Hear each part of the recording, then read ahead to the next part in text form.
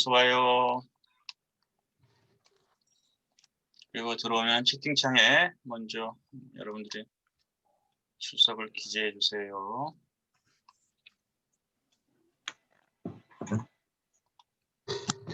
입니다.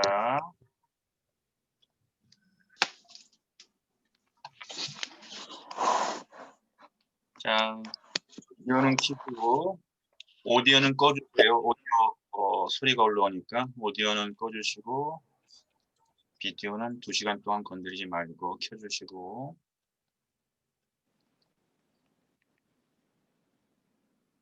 우리 수업의 출석은 이 채팅창에 기록으로만 출석을 한다고 여러 번 말씀드렸어요. 지각했어도 기록을 남기셔야 되고 그리고 5분까지 시간이 있으니까 지금은 자연스럽게 뭔가 준비사항 확인 필요하면은 자리를 움직여서 다른 준비를 하셔도 전혀 상관없겠고요. 그다음에 이 시간에 지금 제가 하는 이런 얘기들이 정상적으로 잘 들리는지 그런 것도 확인해서 좀 뭔가 제대로 기능을 하지 못한다라고 한다면은 지금 여러분들이 나갔다가 이제 출석하고 난 다음에 나갔다가 다시 들어오세요. 그래서 상태의 원인이 그래도 풀리지 않게 되면은 여러분들의 스마트폰이나 여러분들의 컴퓨터를 다시 껐다가 다시 켜서 그런 다음에 줌에 들어올 수 있도록 그래서 이 시간은 여러분들이 완벽하게 수업에 참여할 수 있는 그런 것들을 종합적으로 확인하는 시간 그래서 제가 5분이라고 하는 시간을 이렇게 드린 것도 그런 확인을 위해서입니다.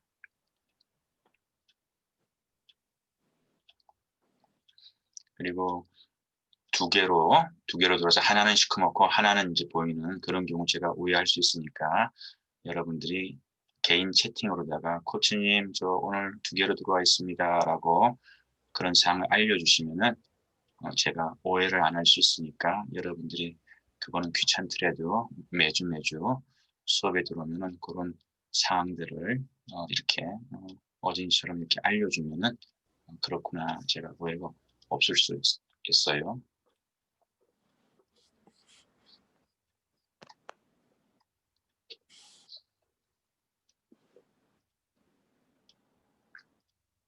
자, 지금 시간 자유롭게 여러분들 준비 확인하시면 되겠습니다. 자유롭게.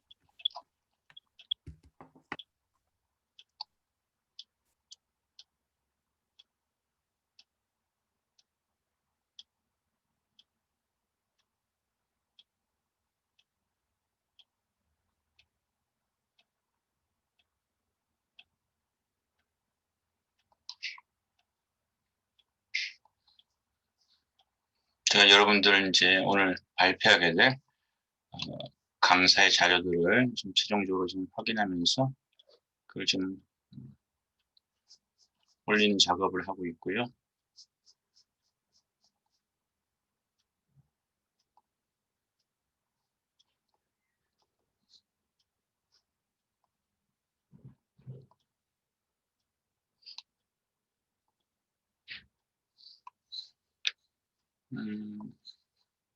자, 1분 정도 시간 남아있는데 여러분 가운데 추석 연휴 나름대로 뜻깊게 보낸 친구 있으면 그런 얘기들과 좀 이 시간에 해줄 수 있을까요?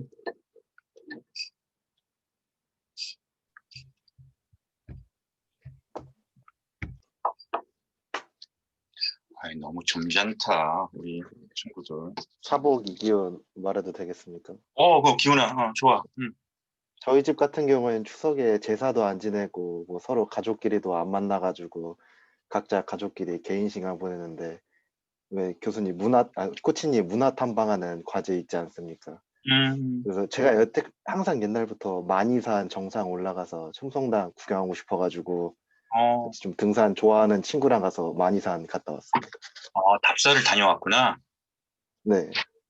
아주 뭐 기훈이 뜻깊은 시간 보냈네. 그래도 기훈이 같은 경우는 시골 농사 짓는 농촌이니까 그래도 거기는 코로나가 워낙 그 도시가 아니어가지고 한번 다녀올 네. 법한데 이번에는 거기도 다녀가지 않았구나, 집에도. 저희 시골은 그 할머니랑 할아버지도 다 돌아가셔가지고 그냥 단순히 일하러 가는 아, 거거든요. 이제는 할아버지 근거가 할머니 있는 돌아가는 게 아니라 거구나. 그냥 그렇구나. 그러니까 그냥 거기에 이제 시골 일하러 가는 거는 그냥 가고 어, 그중에 그래도 개인 일 보는 거 매일 가는 거는 음, 아니어가지고 음, 저도 그 음, 수업 듣고 그런 것도 있어가지고 음, 추석 날에도 그 수업 듣는 교수님도 몇 분 계시더라고요. 그래가지고 정말? 예, 모르겠는데 그 기한 같은 거는 길게 해주셨는데 그냥 시간 남을 때 들으라고 그냥 예배 같은 것도 10월 2일인가? 어, 딱 그 듣는 게 있더라고. 그래가지고 그날 어, 들었죠. 됐어. 어, 어유, 그거는, 쉽지 않은 일인데 또 그런 일도 있었구나. 좋아요. 감사합니다. 자, 그러면 오늘은 우리가 고려 시대에 대한 얘기잖아요. 고려 시대에 대한 얘기. 그리고 어떤 의미에서 중고등학교 때, 뭐, 여러분들이 즐겁게 했든 즐겁게 하지 않았든, 우리 역사에 대해서는 조금씩 가지고 있는 간직된 이야기들이 있을 거예요. 강사님들을 통해 가지고 본격적인 얘기를 듣기 전에 고려 시대 이전에 삼국 시대 혹은 가야를 포함한 그런 사국 시대 혹은 통일신라 시대, 남북조 시대 혹은 그 이전에 역상가 신안가라고 하는 논쟁도 붙일 만한 고조선 시대 이런 시대와 고려 시대는 어떤 면에서 차별화된 시대였는지 그런 얘기를 한번 대략적으로 먼저 여러분들의 얘기를 통해서 한번 우리가 정리해보고 숲을 그려보고 그런 다음에 선수들을 통해서 나무에 대한 얘기를 이렇게 한번 종합하면서 숲과 나무를 그리며 고려 시대에 대한 토론, 정리, 또 그 가치 개념을 우리가 함께 배워갔으면 좋겠어요. 자, 여러분이 생각할 때 이전과 다른 고려시대의 차별성, 그리고 내가 생각할 때 고려시대를 가장 대표한 고려라고 하는 나라를, 500년 고려를 설명하는 가장 대표적인 키워드, 하나의 문장이 있다고 한다면 나는 이렇게 고려를 설명하고 싶어요. 뭐 그런 얘기들을 누가 들려줄 수 있을까?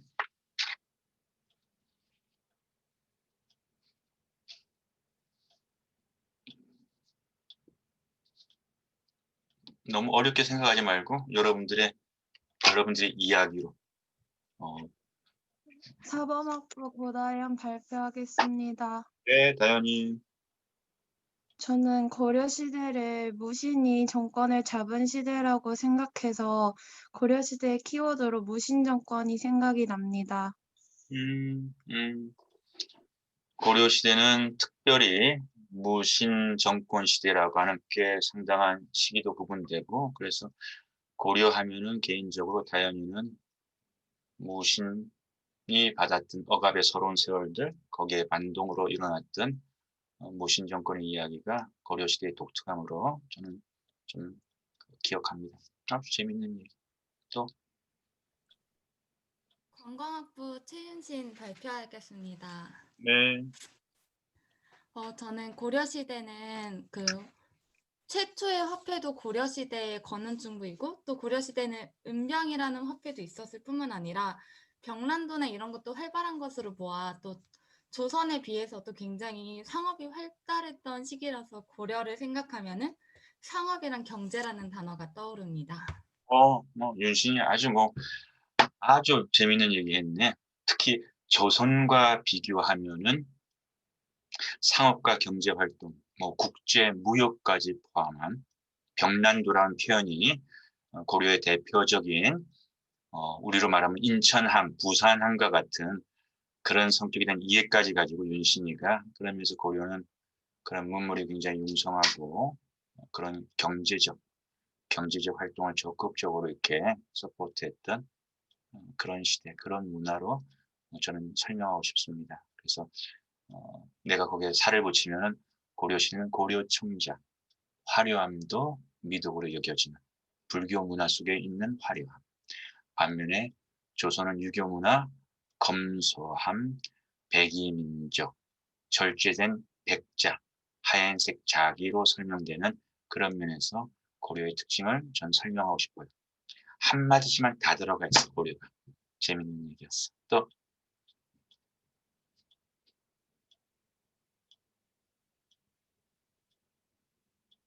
몇 가지는 더 고려를 규정할 수 있는 얘기가 여러분들을 통해서 나올 만한데, 디자인 영상학부 박수진 발표하겠습니다. 예, 그래서 고려시대에 과학기술이랑 문화재 같은 게 좀 많이 발달해가지고 고려시대에는 과학기술과 문화재가 많이 발달했다 생각해요. 왜냐하면 고려 청자 같은 거를 통해서 고려시대 도자기 공예 기술이 높은 수준이었다는 것을 알 수 있고, 그리고 또 세계 최초로 금속 활자 같은 거를 만들었기 때문에 과학기술하고 문화재가 많이 발달했다 생각합니다.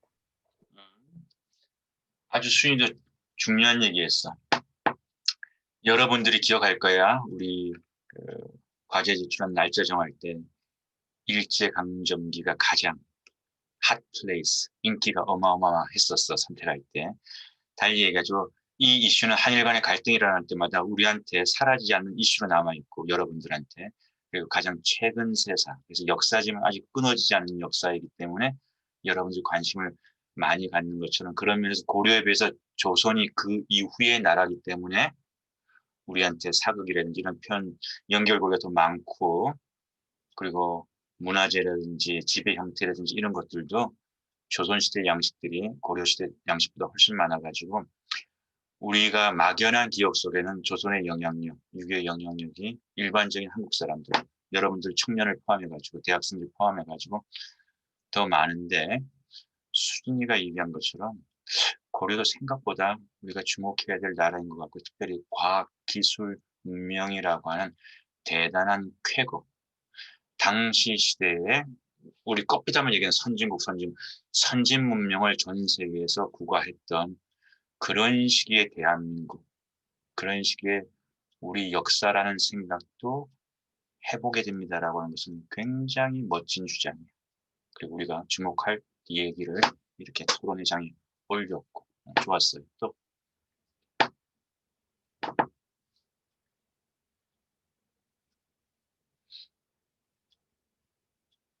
이럴 때는 이제까지 한 번도 발표하는 친구들도 고려에 대해서 나름대로 여러분들의 생각, 대표 선수 하나를 끄집어내봐. 이게 그냥 다른 친구들 얘기만 듣지 말고 발표하는 친구들 중에서 이 밖에도 여러분들 생각하는 그 앞에 얘기했던 얘기에 더해가지고 또 하고 싶은 얘기도 다 괜찮아요. 고려 그러면 난 이게 생각나요. 고려의 대표 선수. 우리 세계유산 배우면서 대표 선수 얘기했던 것처럼 고려의 대표 선수.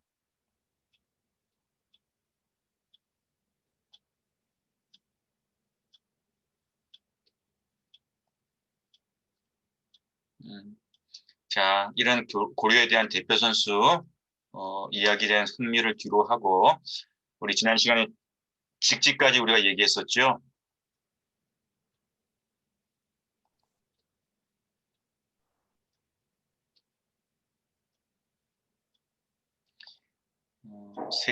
세계유산에 대한 얘기는 참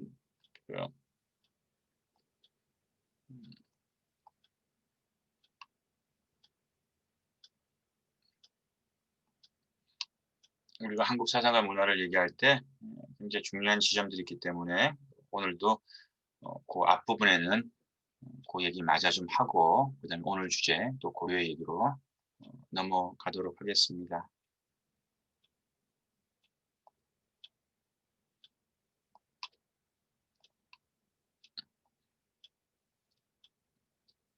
수진이가 직지하고 과학기술문명 얘기했던 바로 지난 시간에 우리 훈민정음의 의미, 조선왕조실록의 의미, 직지의 의미에 대해서 우리 지난 시간에 토론했던 거 기억나시죠?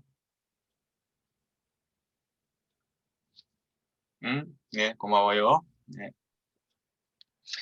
자, 세계 기록유산, 기록유산에는 이와 같은 디지털 자료들도 포함되어 있다는 그것까지 다시 기억한 다음에 그 다음에 이제 우리가 세계 기록유산을 일본, 중국보다도 우리가 더 많이 가지고 있을 만큼 고려의 가치가 거기에 있어요라고 하는 이 얘기가 수진이 생각 속에만 꽂히는 것이 아니라 우리 다른 선수들한테도 정말 그렇지, 그렇구나 라고 하는 걸 다시 한번 이렇게 동양에서 중국이 세계 유산을 가장 많이 가지고 있는 나라고 당연히 문명도 발달됐고 유구하고 나라 땅덩어리도 크고 그런데 거기에 반해서 기록유산은 대한민국이 가장 많이 가지고 있고 중국과 일본보다도 이런 사실들은 어떻게 보면 고려의 이야기 속에서 발견될 수 있는 우리 역사의 힘, 우리 사상의 힘이라고 다시 한번 강조하고 싶어요. 자, 그럼 마지막으로 이제 영웅들을 좀 만나봐요. 영웅들. 우리들의 히어로. 혹시 여러분들에게 영웅이 있습니까? 히어로가 있습니까? 내가 이렇게 존경하고 내가 이렇게 늘 이렇게 내게 이렇게 힘이 되는 우리들의 영웅 혹은 나의 영웅이 있다면 그 영웅 얘기 한번 들어봐요. 여러분들의 영웅이 있을까요? 히어로. 이건 어려운 문제 아니잖아요. 여러분 가운데 특히 지금까지 발표 안 한 친구들 중에서도 이런 기회 때 여러분 생각을 좀 나눠주세요.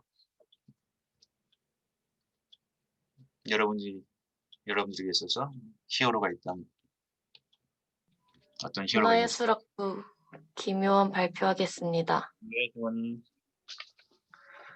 저는 제 입시할 때 보컬 선생님이 제 히어로신데, 제가 부모님의 반대가 심해서 예체능을 못할 뻔했는데, 그 선생님 덕분에 제가 대학교에 예체능과도 올 수 있게 되고, 또 많이 배울 수 있었던 것 같습니다.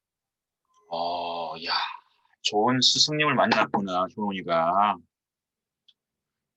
되게 우리가 학원이라고 한다면 기능적인 역할만 배우고 기능적인 역할만 주는 그런 만남으로 끝날 때가 많은데 오히려 학교보다 학원의 상황이 그런 거잖아.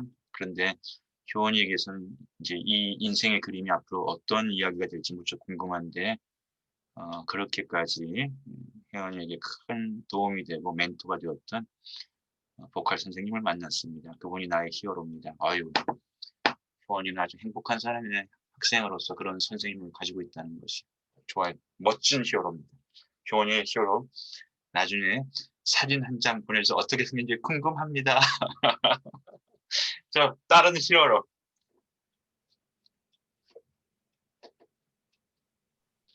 이런 거는 좀 본물이 터져야 되는 거 아니야? 또 히어로 분명히 있을 디자인 텐데. 영상학부 박수진 발표하겠습니다. 수진이.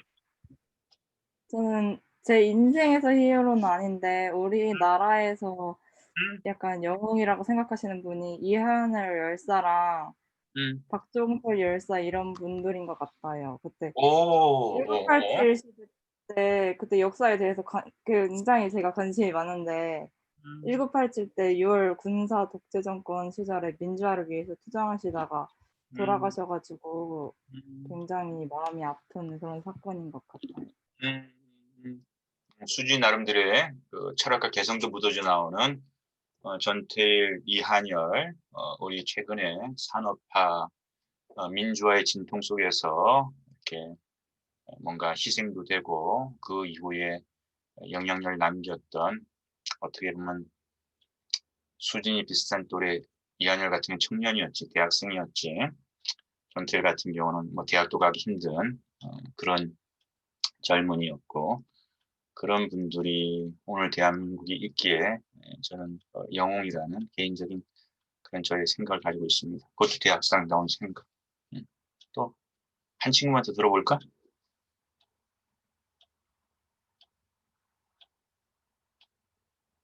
사범학부 고다련 발표하겠습니다.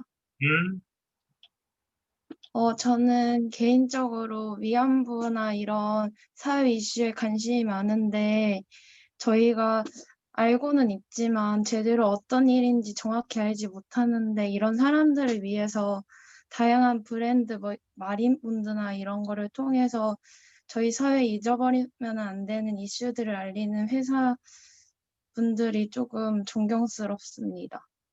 오, 아주 디테일하면서도 소박하면서도 의미 있는 기업 활동을 하고 있는 그런 분들의 활동을 저는 굉장히 주목하고 영웅이라고 생각합니다. 다현 너무 멋진 생각이에요. 너무 멋진 생각이에요. 그러니까 우리가 잊지 말아야 되는데 사실 우리 사는 게 너무 바쁘잖아. 그리고 또 뭐 기억할 것도 너무 많고.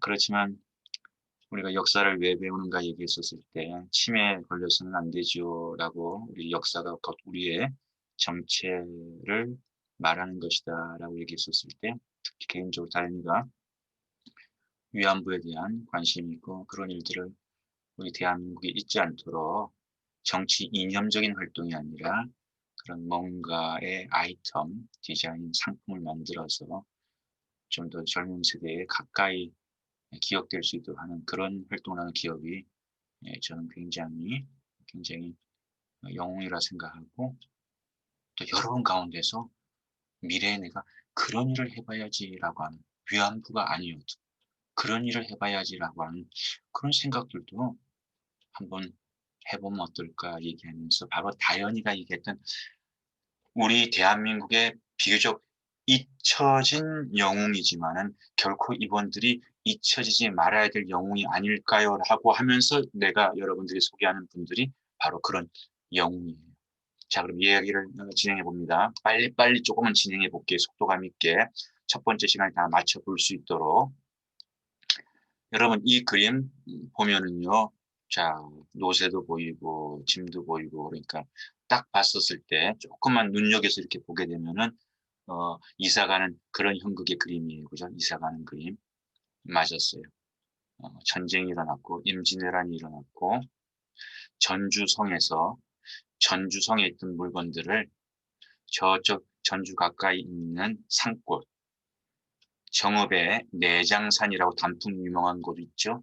그 산골로다가 도시에서 산 시골로다가 뭔가를 옮기는 바로 그 그림이에요. 그리고 바로 이 뭔가는 조선왕조실록이었어요. 그러면 이 이사를 총책임 맡은 사람이 안의와 손옥록인데 이 사람이 전주 사고, 전주의 국가기록문서를 보관하는 고문서 보관실, 국가기록관리실, 거기에 실장님, 처장님이었을까요? 안의와 손옥록이? 아니에요. 이분들은 민간인이었어요. 민간인. 그러니까 이분들은 이것을 해야 되는 당위적인 책임이 주어진 사람들이 아니었어요. 전쟁이 났고요. 왜 이 급한 이사를 했는가? 전주성으로 적들이, 왜군들이 쳐들어오는 상황이었기 때문에 이 급한 이사를 했던 거예요.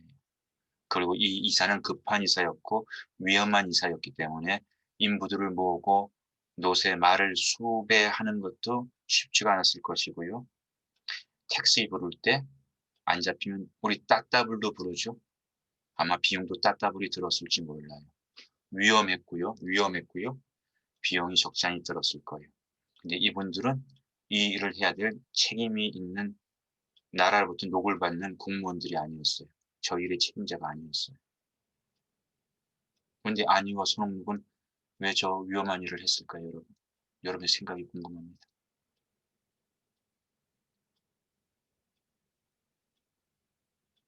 이제까지 한 번도 발표하지 않은 친구 중에서 좀 누가 발표해 줄 수 있을까요?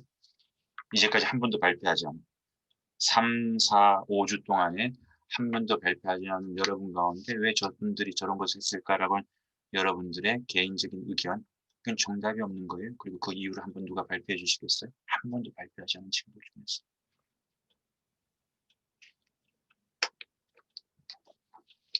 용기를 내보세요.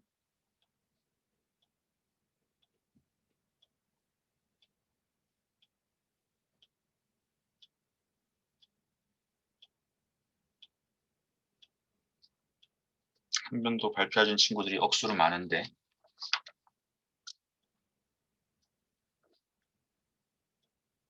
그러면 오늘 한 번도 발표하지 않은 선수 중에서 왜 그랬을까? 누가 좀 얘기 좀 해줄까요? 어문학부 신입이 발표하겠습니다. 네.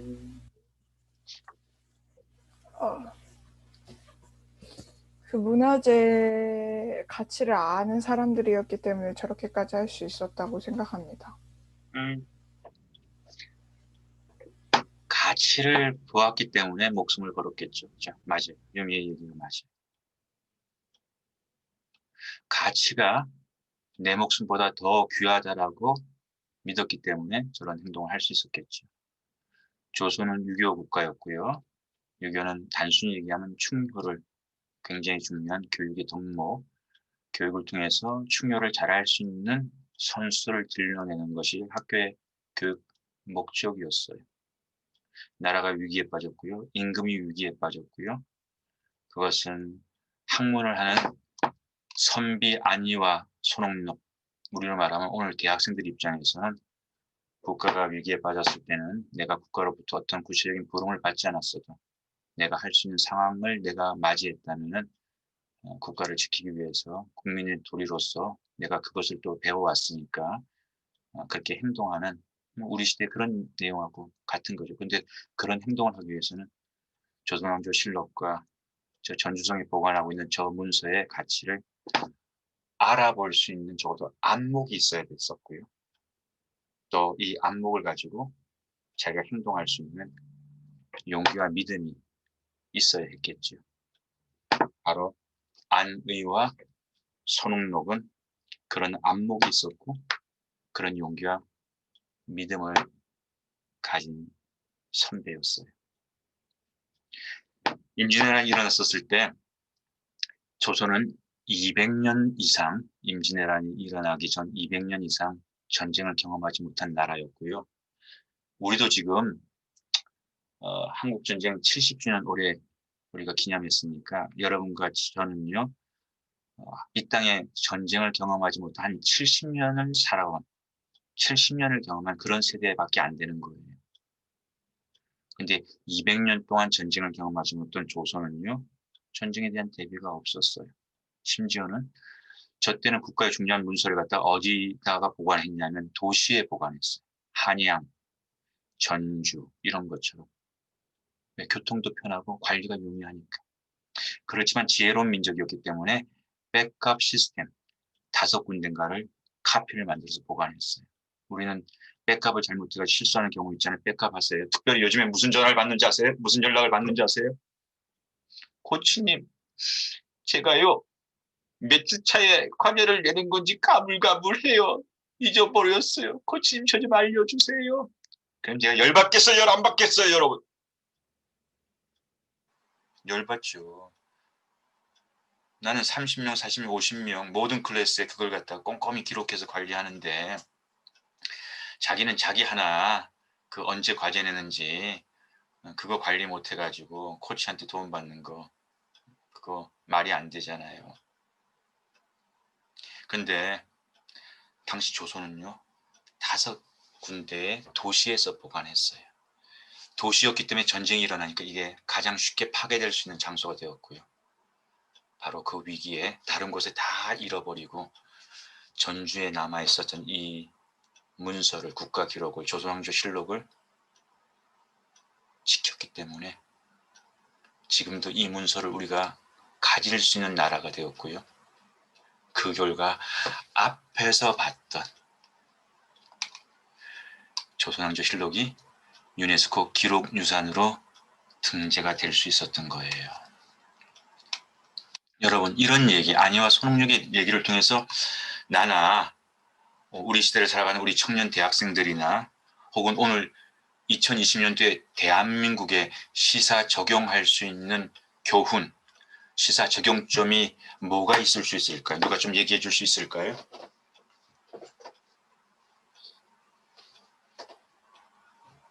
이것이 내 수업의 역사 공부예요, 여러분. 이런 역사 공부를 우리가 좀 해보자고요. 이런 사건을 배웠어요? 이걸 통해서 여러분이 시사 적용, 여러분들이 배울 수 있는 지점이 뭐가 있을까? 이런 한 토막의 역사 이야기를 통해서, 영웅의 이야기를 통해서.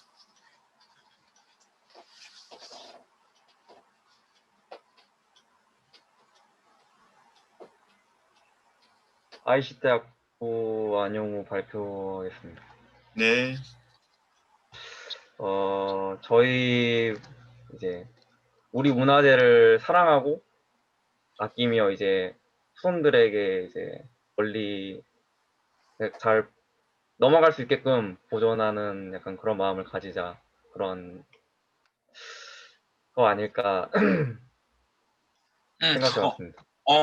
형우야, 뭐 남들이 어떻게 생각하든 저는 그런 생각을 해봤습니다라고 얘기하면 되는 거예요. 여기는 뭐 절대 정답, 맞았다 틀렸다가 하는 것이 아니라 이런 얘기를 가지고 우리가 가만히 지켜보면서 코치가 얘기하는 거 뭐 그런가 보다, 이게 아니라 난 여러분들을 초대하는 거예요. 이런 질문을 통해서 여러분들은 이걸 통해서 뭘 생각해 볼 수 있었습니까? 그래서 우리 수업에 있는 30명의 학생들이 각각 달라도 좋아.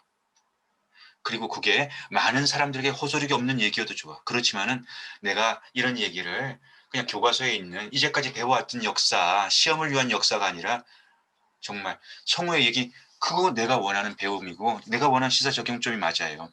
이런 얘기를 통해서 이런 유산들이 내 손에 거저온 것이 아니었구나. 누군가가 그 가치를 알아봤고 누군가 노력했기 때문에 이게 지켜졌지 거저 지켜진 것이 아니라고 하는 것을 생각을 했으니까 나도 이제는 이 수업 이후에 좀 더 박물관도 더 찾아가 보고 또 친구들하고 놀 때 여자친구와 데이트할 때 이런 데도 내가 내 놀이의 장소로 생각하면서 가까이 하고 그런 가치를 나도 좀 더 이렇게 알아가는 그런 취미 활동 그런 것도 해봐야 되겠다라고 하는 생각을 해보게 되었어. 이게 시사적용점. 이게 한국사 탐방에서의 진짜 배움인겨. 이게 자격증 시험을 위한 배움도 배움이지만 이게 사실 진짜 대학생으로서 교양인으로서 지성인으로서의 우리 역사를 배우는 중요한 의미가 될 수 있고 형우가 그런 생각을 했다니까 고마워요. 또 어떤 시사 적용점이 있을 수 있을까? 어문학부 신임이 발표하겠습니다. 네. 조선 왕조 실록이라는 책의 가치를 알아봤기 때문에 보존되었다고 아까 제가 말씀을 드렸잖아요. 저걸 하나의 그냥 종이 쪼가리로 봤으면 사람들 지켜지지 않았을 수도 있는 유산이었잖아요. 그 가치를 알아본 사람이 존재했기 때문에 여기까지 오게 됐습니다. 그게 문화재 가치를 알아보기 위해서 많이 공부하고 또 배우고 가치를 알아볼 수 있는 사람이 되기 위해서는 더 열심히 학문을 하고 역사가 아니더라도 다른 분야에서도 열심히 뭔가를 공부를 해야겠다는 생각을 많이 하게 된 것 같습니다. 재밌는 얘기. 여러분, 내가 목사이기도 하니까 설교할 때 아주 흔한 그 예화 중에 이런 예화가 있어요. 아프리카에 그 가치 있는 광물들이 많잖아. 그래서 어느 동네에서 아이들이 그 원소를 가지고 놀고 있는 거야. 근데 그 원석이 다이아몬드야. 근데 다이아몬드의 가치를 알아보지 못한 사람들한테는 그냥 가볍게 노는 놀이의 어떤 그 돌멩이일 따름인데 그 가치를 알아볼 때 다이아몬드는 비로소 다이아몬드로 빛을 발할 수 있다라고 하는 것처럼 가치를 알아보기 위해서는 우리가 지성인으로서 교양인으로서 그 가치를 알아볼 수 있는 역량을 키우는 그런 노력도 더 해야 되겠다는 생각을 해보게 됩니다. 그것도 멋진 얘기. 또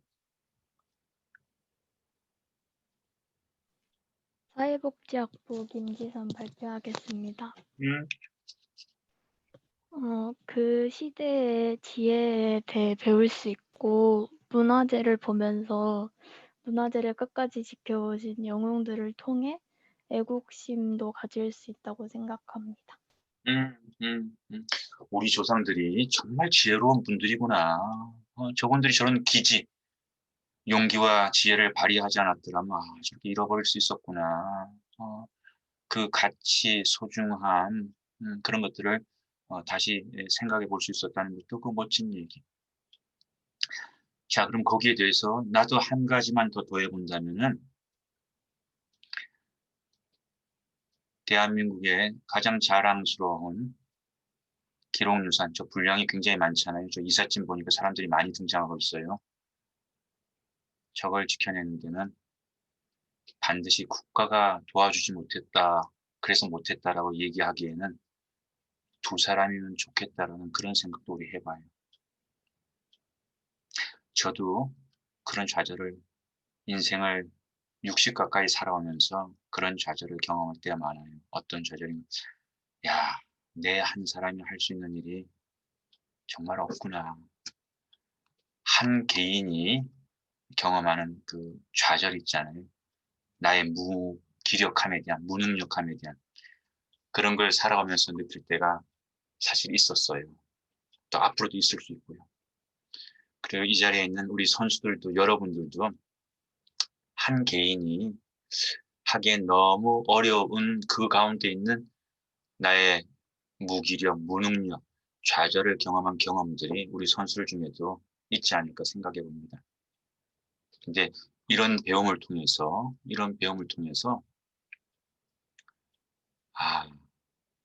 그게 불가능한 것처럼 느껴지는 것도 맞지만은 두 사람이면은 국가가 하지 못했던 일도 해낼 수도 있는 것이구나. 그런 사례가 분명히 역사에 있었네라고 하는 이런 사례 연구, 역사 공부를 통해서 여러분들이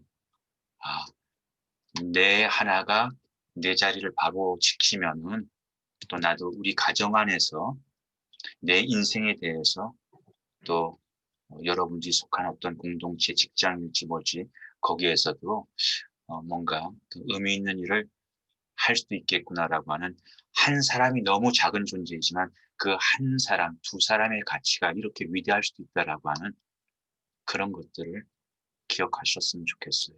그리고 안희와 손흥록은요. 나와 여러분 같은 대학 정도의 공부를 한 조선시대 보통 시민이었답니다. 우리가 다르지 않은 영웅이었어요.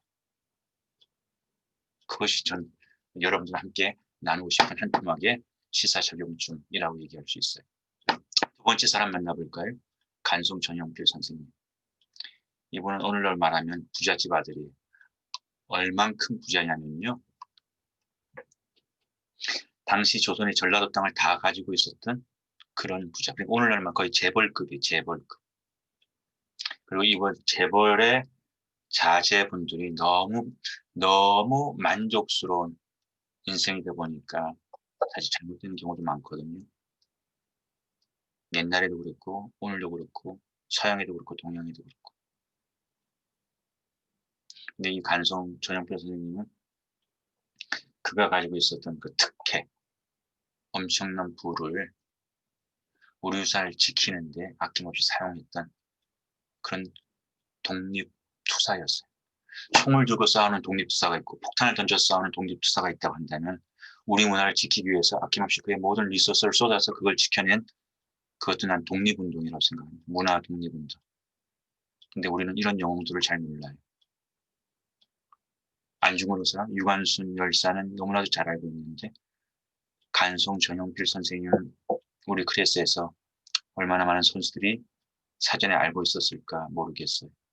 그만큼 알려졌지 않은데 이 수업을 통해서 이런 영웅을 만나죠.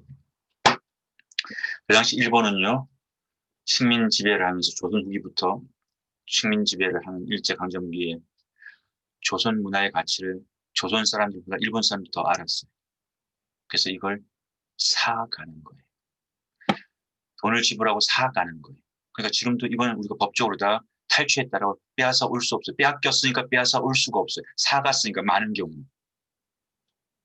어떻게 사가는지 아십니까? 이 가치를 모르는 배고픈 조선 백성들한테서요. 후려쳐가지고 사갔어요. 가치를 알아보는 사람한테 그냥 그것이 100원의 가치인데 1원을 주고 사간 거예요. 그래서 아까 가치를 모른다는 게 이게 슬픈 이야기가 될 수 있어요.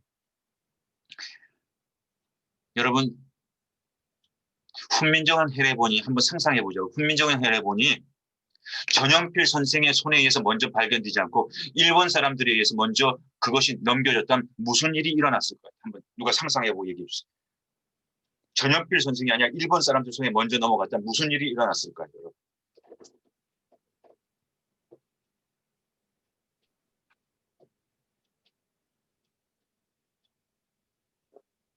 한번 상상하고 얘기해봐요. 우리 선수들. 가만히 있지 말고. 무슨 일이 일어났을까? 사복 이기원 발표였습니다. 음흠. 만약 일본인들에게 넘어갔다면은 훼손되거나 뭔가 변형되거나 왜곡하거나 그런 일들이 일어나지 않았을까 생각합니다. 딩동댕. 비교적 양심적이라고 한다면 그걸 자기가 보관하고 숨겼겠지.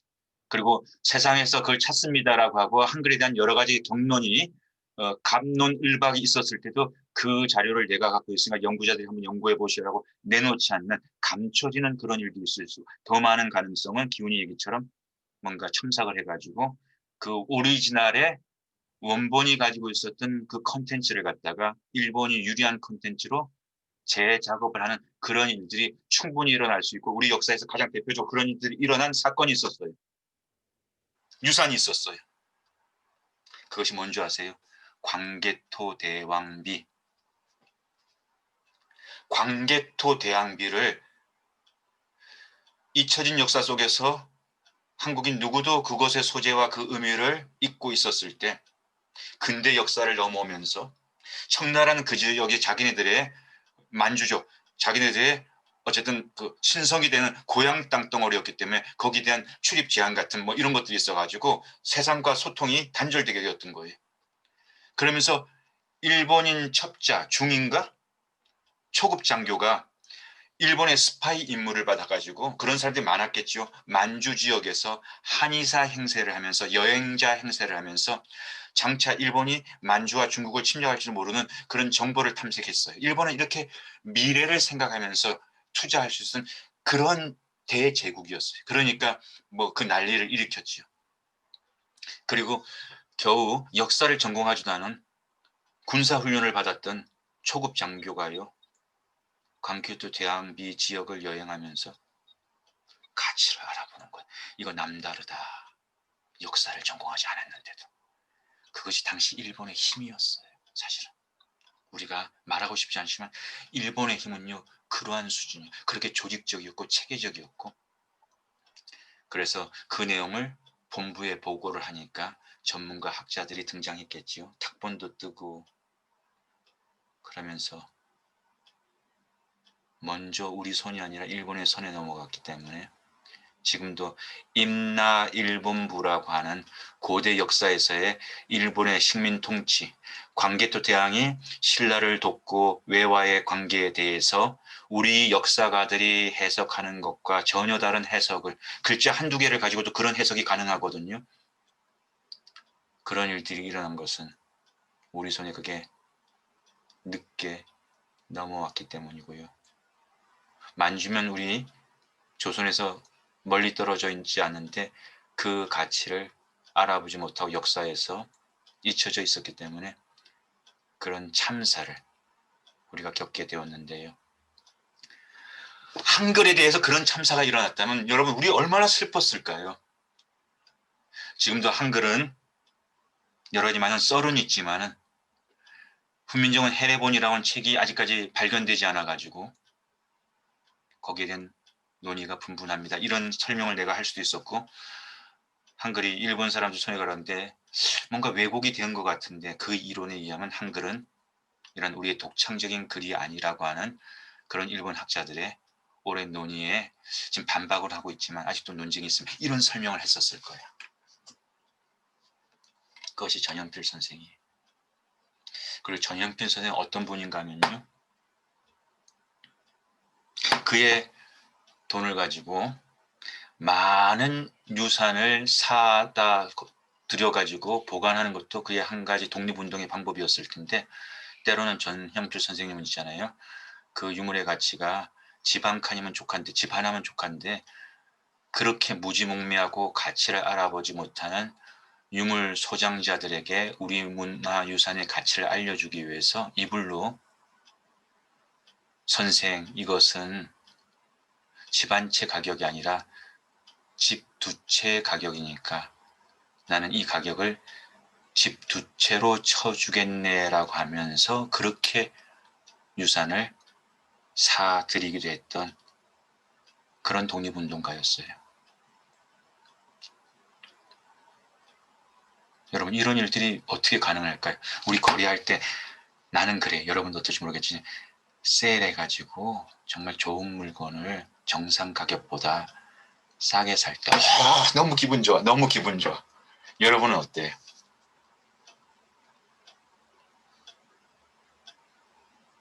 형은 어때?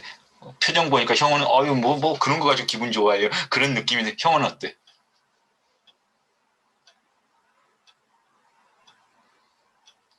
저도 동의합니다. 나 우리 생각 다르지 않지 않아? 특별히 좋은 일을 하고 있으니까 저렴하게 유산을 사면은 더 많은 일을 할 수 있으니까 그렇게도 셈할 수 있잖아요, 그죠? 근데 그렇게 셈하지 않았던 전영필 선생의 그런 행동의 이유는 뭘까? 거기에 대해서 여러분 한번 생각을 좀 들려주세요.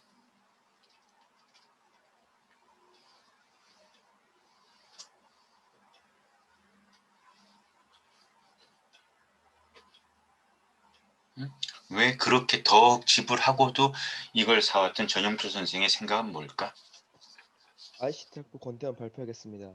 네, 그 문화유산의 가치를 알고 나중에 후손들에게 전해줄 때 그 가치를 알기 때문에 비싼 돈을 주고서라도 사지 않았을까 합니다. 맞았어요. 그 가치를 우리 모르는 백성들이 알려주고 싶었던 교육적 목적이 태연이 얘기처럼 첫 번째 있었고요. 그 다음에 두 번째는요. 문화자의 가치는 금전적인 가치에 있는 것이 아니라 정신적인 인식의 가치. 그것이 진정 문화재의 가치를 가늠하는 것이라고 하는 것을 설파하고 싶었던 거예요. 몰랐던 사람들에게 그렇게 교육하고 싶었고 문화재의 가치는 돈에 있는 것이 아니라 돈 이상에 있다고 하는 것. 우리 가운데서도 여러분 가운데서도 안정적이고 돈을 많이 받을 수 있는 그런 직장을 추구하면서 열심히 준비하는 선수들도 있고요. 또 우리 가운데서 이건 옳다 그러다 좋다 나쁘다 이런 OX의 퀘션은 절대 아닙니다. 근데 우리 가운데서는요. 돈은 되지 않지만은 그 의미가 세상에 줄 수 있는 따뜻함, 세상에 줄 수 있는 예를 들어서 우리 기독교로 얘기하면 선교사의 길, 열심히 공부했고 좋은 훈련을 받았고 세상의 직장에 가서도 좋은 사례를 받을 수 있었는데도 그걸 마다하고 오직 선교사로 가는 그런 기독교 청년들이 있거든요.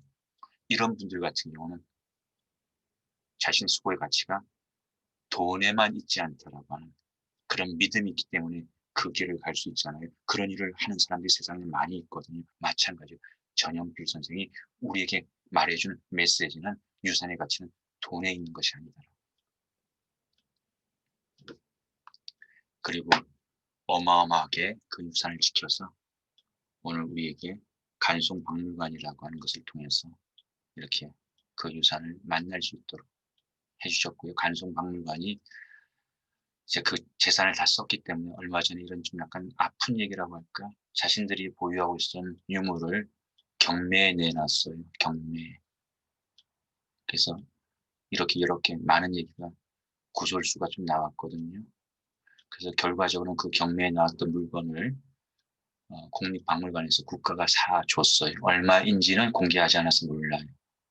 다시 얘기해서 간송 전영필 선생의 박물관이 재정적인 약간 위험이 있고 위기가 있고요.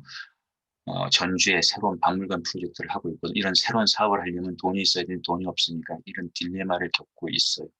새로운 시대에 간송박물관도 새로 변화해야 되니까. 그래서 국가가 이런 일을 유산을 상거래가 그냥 유물을 거기가 새로 조정하면서 새로운 유물을 사주고 또 돈을 후하게 쳐줌으로써 간송발굴관이 21세기에서 계속 역할을 할 수 있는 그런 새로운 실험이 지금 현재 간송발굴관과 그리고 전용필 선생의 아드님과 우리 사회와 국가가 진행되고 있는데, 이랬을 때 여러분이 도울 수 있는 일이 있어요. 간송박물관은 더 많이 찾아주는 거예요. 그래서 우리의 기억 속에서 간송박물관이 잊혀지는 것이 아니라 여러분들이 거기에 찾아가고 그 스태프들에게 이런 수업을 통해서 찾아왔고요. 힘내세요라고 하는 이런 오빠 부대가 되어줄 때 사실은 간송의 정신이 단절되지 않고 계속할 수 있다고 하는 것도 여러분들이 잊지 않았으면 좋겠습니다. 김영환 대령이에요. 나중에 장군이 되었지만은 해인사가 공산 군들에 의해 가지고 이렇게 사용되었을 때 유엔 사령부가 폭격을 명령했어요. 그래서 비행기 편대가 떴어요. 그리고 고민했어요. 김영환 대령이 어떻게 해야 돼, 편대장으로서. 그리고 폭격을 포기하고 돌아왔어요. 여러분, 전시의 군인이 명령을 불복종하면 어떤 벌까지도 가능하다는 여러분 아세요?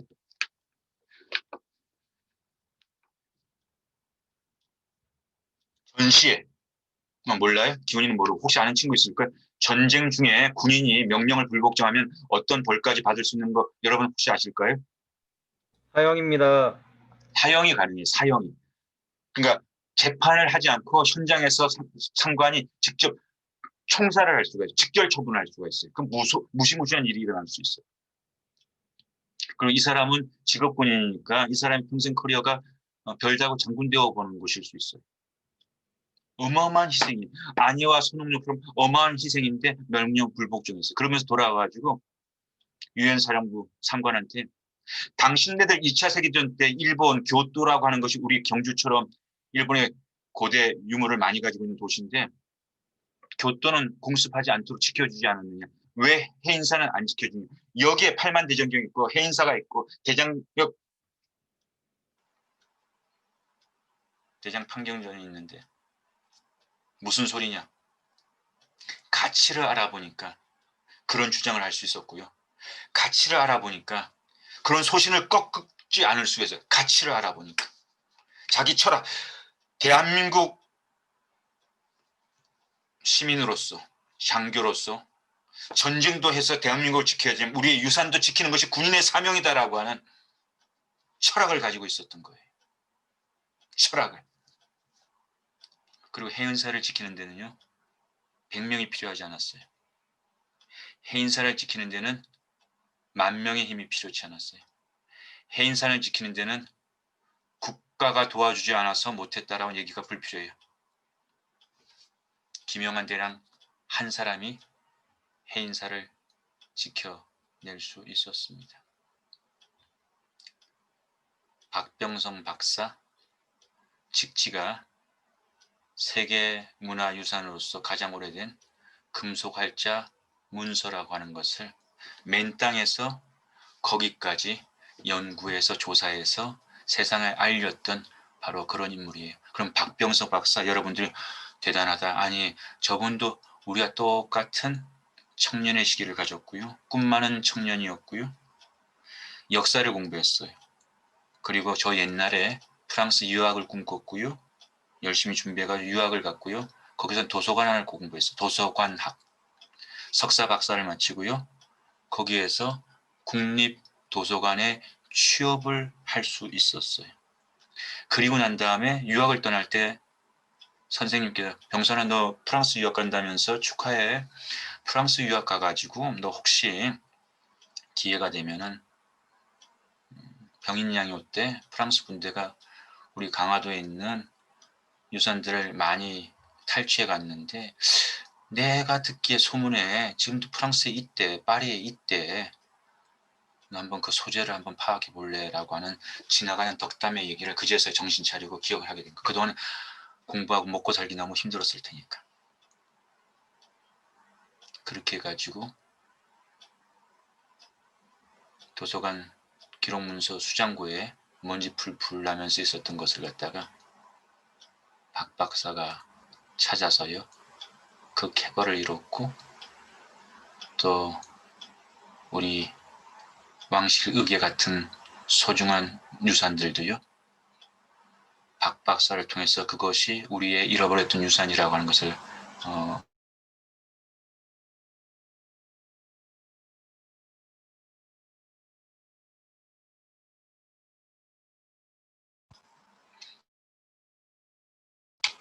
소리가 들리는가요? 소리가 들린가요? 네, 소리만 들립니다. 이게 PPT는 안 보이고? PPT도 보입니다. 오케이, 됐어.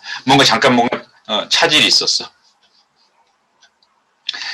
그래가지고 그 박 박사를 통해 가지고 프랑스가 완전히 우리에게 넘겨주진 않았지만 영구 임대라고 하는 그런 포맷으로다가 우리 국민들 품에 돌아올 수 있게 하는데도 평범한 여학생으로 지금 여러분처럼 이렇게 대학 시절을 보냈던 바로 한 지성인에 의해서 그런 일이 이루어질 수 있었다라고 하는 거. 여기에 많은 사람이 필요한 것이 아니라 한 사람이면 좋겠어요.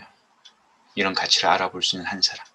그리고 내게 그런 과제가 주어졌을 때 그 과제에 대해서 도망치지 않고 이렇게 할 수 있었던 안희와 손옥로, 간송 전용필, 김영환 대령, 박병선 박사 이런 위인들을 오늘 저와 여러분이 다시 한번 기억하고요. 우리의 시간들을 우리에게도 이런 철학이 있는지 물어보면서 그런 철학을 가진 자로서 살아갈 수 있는 우리가 되었으면 좋겠습니다. 자, 그러면 우리 오늘 첫 번째 시간은 여기까지로 마무리하고 지금 시간이 56분이거든요. 그러니까 그 다음 시간을 위해서 우리가 12시 5분에 다시 만나서 이제 두 번째 고려에 대한 이야기 진행해 보도록 하겠습니다. 잠깐 우리 그러면 쉬도록 해요. 비디오 비디오 왜 꺼져 있었어? 비디오 꺼져 있는데도 PPT는 보였어요? 네, PPT는 보였습니다. 다행이네. 오케이. 비디오 음소 끄고 우리 5분에 만나 12시 5분에.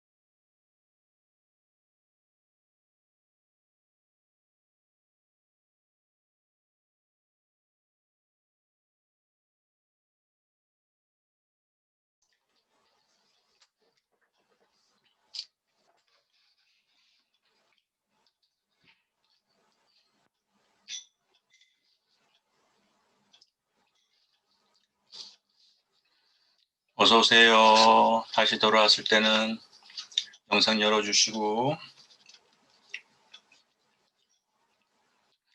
그리고 이제 우리 고려 얘기하기 전에 제가 여러분들에게 요거 좀 다시 한번 좀 확인을 할게요.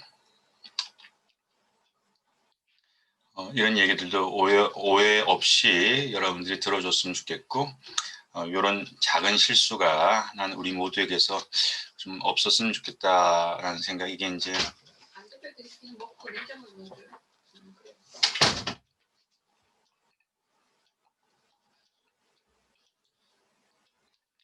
이런 자 제가 그 여러분들이 파일명을 통일하자고 했잖아요. 그런데 자 우리가 지금 6주차 과제를 내고 있는데 이런 것들은 주의해 주셔야 돼요. 자 내가 여러분들 어떻게 확인하겠어요? 물론 그 사이버 캠퍼스에 그걸 다 뒤져보면 확인할 수 있지만 또 이 안의 내용에는 이름이 들어가 있었지만 다 나름대로 제가 여러분들에게 파일명을 통일해서 하자라고 하는 것은 여러분 오리엔테이션 했는데도 이런 걸 놓치는 것은 작은 실수 있었는데 이런 실수가 없었으면 좋겠고 요런 것들도 우리가 요런 것들도 소리가 올라옵니다. 이런 것들도 이게 코치가 특정한 선수를 혼낸다 이렇게 생각하지 말고 이건 우리 모두에게 하향될 수 있어요. 이거 작은 일이거든요. 이 작은 일들에 대한 간과 혹은 신경을 쓰지 않는 것들이 사실은 더 큰 일들에 대한 큰 실책이 될 수 있는 것들은 세상 살아가면 참 많거든요. 굉장히 중요하게 요거는 철저하게 해달라고 여러 번 얘기했는데도 아직도 안 되는 이유가 뭘까 스스로 한번 생각해 봐야 돼. 그 이유가 뭘까. 그리고 이런 실수는 내가 습관적으로 해서는 안 된다라는 생각을 좀 이렇게 할 수 있었으면 좋겠다라는 얘기를 드립니다.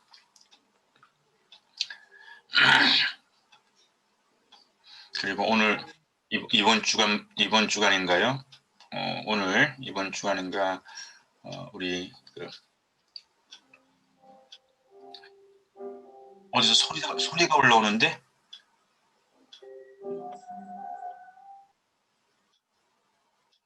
음속으로 해주세요. 어디서 소리가 올라오는 것 같아요. 음속으로 해주세요. 그리고 이번 주간에 그 강의 중간 평가 기간이라고 해요. 그래서 이것도 나름대로는 여러분들이 스스로를 이게 한번 보는 거고 우리 수업을 한번 보는 거니까 거기에도 많은 학생들이 진지하게 중간 평가에 대해서 여러분 나름대로의 생각들을 발표해 주셨으면 좋겠다라는 부탁을 드리고 그 다음에 이제 오늘 첫 번째 강사님 모시도록 하겠습니다. 첫 번째 강사님 김도영 강사님. 김도영 강사님 발표 부탁드릴게요. 자기소개하고 그 다음에 요 포맷 실제적으로 요걸 적용한다라고 우리가 여러 번 해봤으니까 이제 잘 아시죠 여러분들. 그 포맷으로다가 한번 실제 강연을 해주시기를 부탁을 드릴게요.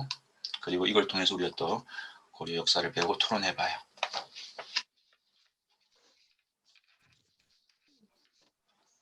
발표 시작하겠습니다. 안녕 3학년 2반 얘들아 잘 지냈어? 추석은 잘 샜고?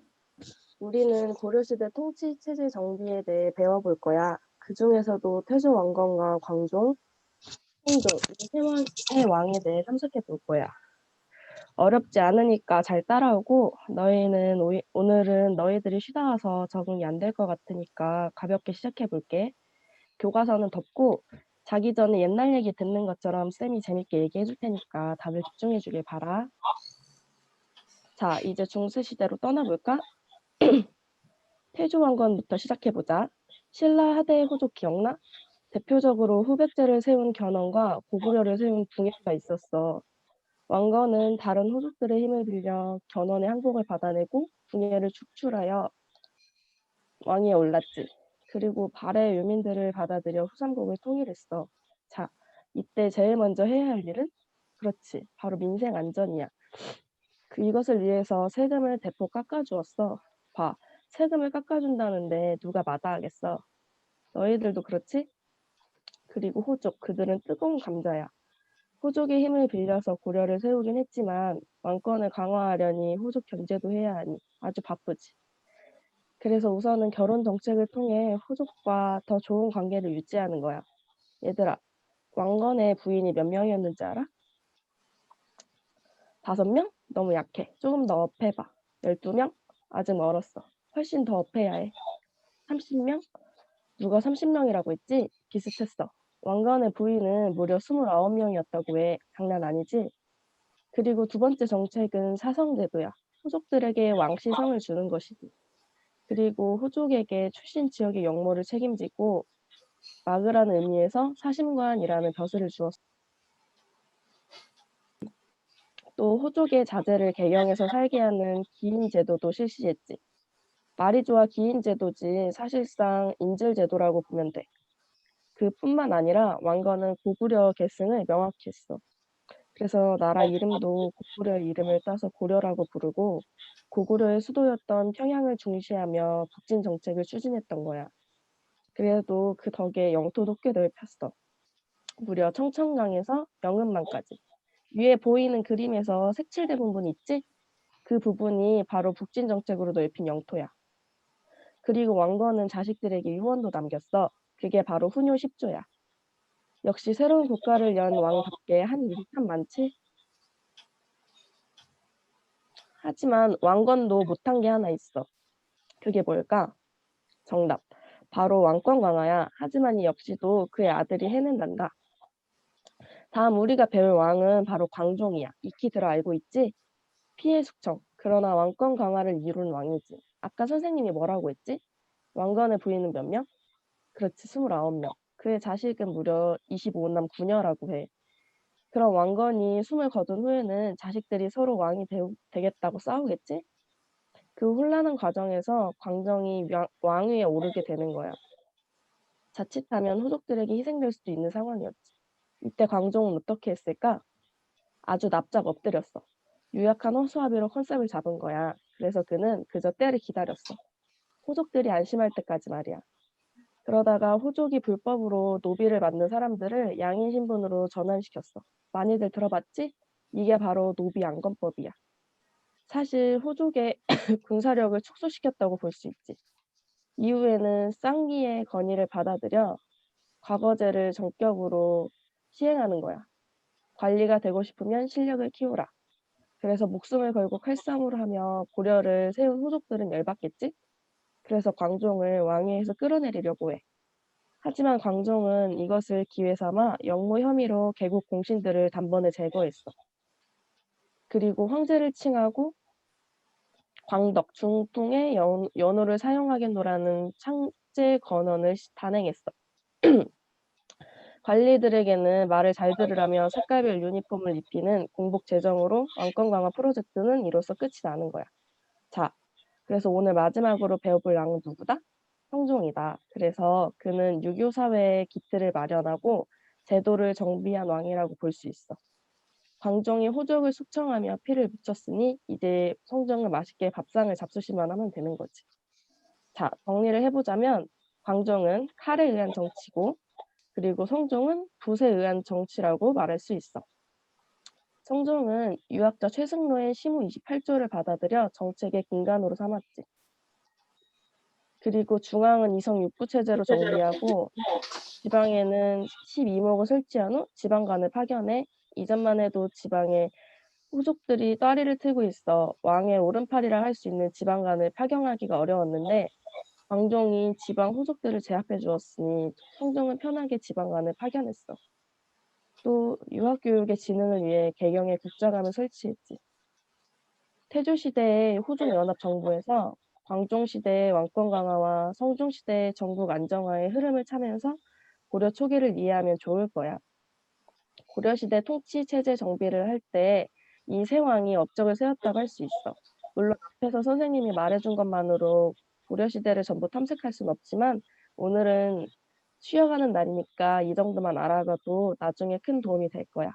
곧 종치니까 질문 있는 사람은 교탁으로 오고 소중한 너희 쉬는 시간을 뺏을 순 없으니까. 선생님도 그랬어. 너희 때는 쉬는 시간 뺏는 선생님 제일 밉더라고. 자, 오늘 이번 시간도 수고 많았고 다음 주에 보자. 이상입니다. 도영이 발표 정말 역사 수업을 이렇게 재미있게 하는 김도영 선생님을 국문과에서 역사과로 옮겨주십시오라고 얘기해야 될 것 같아. 자, 이 발표를 보면서 프로페셔널하게 여러분들의 피드백, 여러분들 생각들, 또 여러분들 질문들 한번 들어봤으면 좋겠고요. 먼저 첫 번째는 지금까지 한 번도 질문하지 않았던 3, 4, 5주에 한 번도 안 했던 친구들부터 먼저 해볼까? 한번 용기를 내가지고 아직도 많은 선수들이 질문 안 했는데 먼저 그 친구들이 한번 질문해 보시겠어요? 발표해 보시겠어요?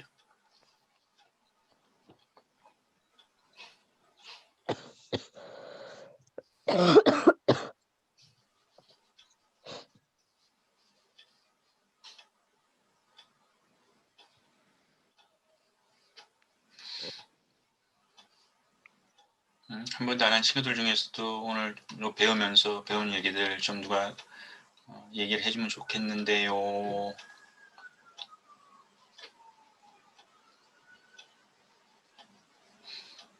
좋아. 그러면 오늘 한 번도 이제까지가 아니라 오늘 수업에서 한 번도 아직까지 손을 안 들었던 친구들 중에서 도용이 발표에 대해서 여러분들의 생각들을 좀 들려주세요. 사범학부 문정은 발표하겠습니다. 네. 사진 파일까지 첨부해서 이제 알려주셔가지고 내용을 좀 더 쉽게 이해할 수 있었던 점이 재미있었던 점 같습니다. 좋아. 또 오늘 한 번도 손 안 든 친구들 중에서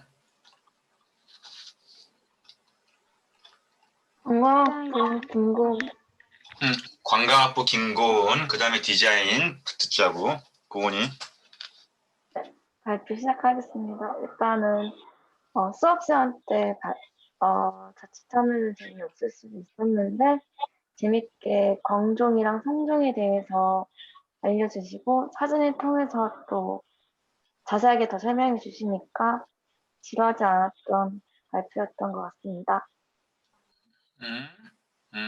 그러게 사실은 왕건, 광종, 성종 이것도 사실 데이터가 많은 분량의 역사 공부일 수 있는데 어쩌면 이게 지루하지 않게 우리 중학교 3학년 일반 친구들뿐만 아니라 우리 대학생들이 봐도 어이구 이 친구가 보통이 아니네 싶을 만큼 포인트와 그리고 지루하지 않게 사실 이런 강의가 쉽지가 않거든요. 이런 공부가 쉽지가 않은데 고은이가 느꼈던 것처럼 그런 면에서 이 강의가 굉장히 남달랐습니다. 그 다음에 디자인 영상에 누가 손 들었지?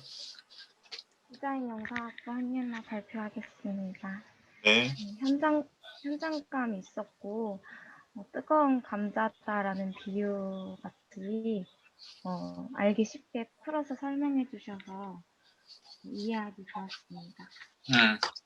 자, 윤아도 고은이처럼 알기 쉽다라고 하는 거. 알기 쉽다라고 하는 일단은 여러분 소화가 되어야지 알기 쉬운 강의가 가능해. 이해가 안 되면은 여러분 그런 거 있잖아요. 2페이지, 3페이지를 가득 뭔가 적었는데도 나도 뭐 가득 뭔 적었지만 나도 읽기가 힘들고 이해가 안 되는 그런 과제를 여러분들이 한 적이 있을 거예요. 왜? 소화를 못했으니까. 알기 쉽다고 하는 것은 여러분들이 어쨌든 이 컨텐츠에 대해서 이 역사에 대해서는 꽉 꿰고 있으니까 이게 알기 쉽게 요리가 될 수 있는 것이고 그건 실력이야. 그리고 그거는 이것을 힘있게 준비했다라고 하는 가장 분명한 사례가 될 수 있고 그 다음에 이제 윤아가 다시 한번 또 그런 지적했지. 사실감, 현장감. 다시 얘기해서 교실에서 우리 선생님이 중학교 3학년 친구들한테 그 반 친구들한테 이런 강의를 당장 이렇게 강의하면 학생들에게 도움이 되겠네, 그지? 그리고 내가 좋은 평가는 사실감 있는 현장성 있는 사실성 있는 프로젝트가 나는 좋은 평가를 하는 프로젝트가 됩니다라고 했는데 그래서 그런 면에서 윤아는 도용 강사의 발표에 그와 같은 현장감이 생생했습니다라고 하는 평가를 내린 것에 대해서 나도 같은 평가를 했어. 그게 이 글의 힘이고 또 도영이한테 질문도 가능하고 또 이거를 통해서 내가 사실은 뭐 배울 수 있었다. 여러 가지 다면적인 접근이 가능한데 또 오늘 한 번도 손들지 않았던 친구 중에서 뭐 누가 발표할까?